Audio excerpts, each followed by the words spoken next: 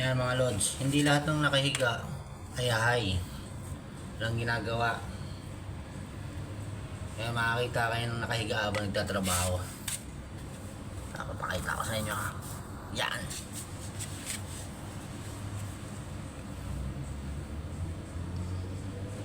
Yan. Kasi ito, nakita nyo, no? Ito. Yan yung ginawa ng mga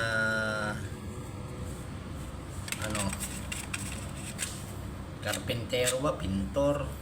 Ewan.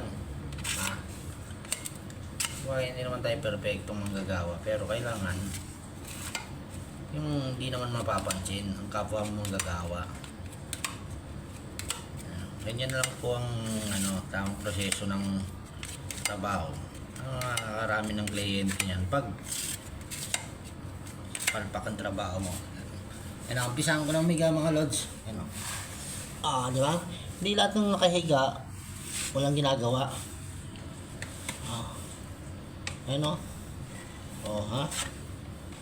Tapos niya ganyan magtrabaho ang mga S. Diba? Sabihin na trabaho. Ang hirap kayong makahiga.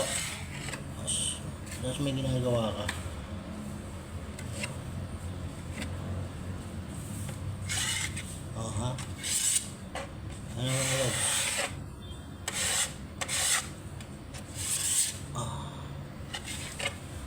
Okay, kabila naman tayo.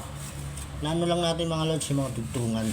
Kasi tsaka yung pinagyan ng screw. Ito. Iba yung naggawa nito eh. Nabayaan ng ganyan. Hirap kayo magmasil na nakahiga, akala nyo ba? Hirap nyon. Sabihin nyo na hindi mahirap nakahiga. Mas masarap kasi nagtrabaho, nakahiga ka na, may unan ka na, may kumot ka pa. Right. Right daw, sabi nung isa. Right, man. Sabi nga ni Babaloy, gunggong, bariling kita sa mukha eh.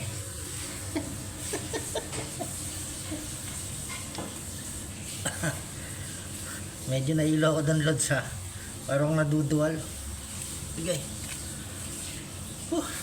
Isa pa.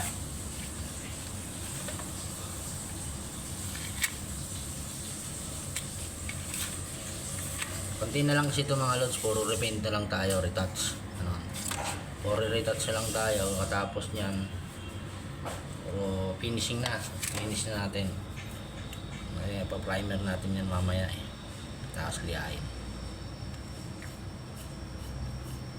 Okay mga lods, update ko kayo pag pinturahan ko na yan.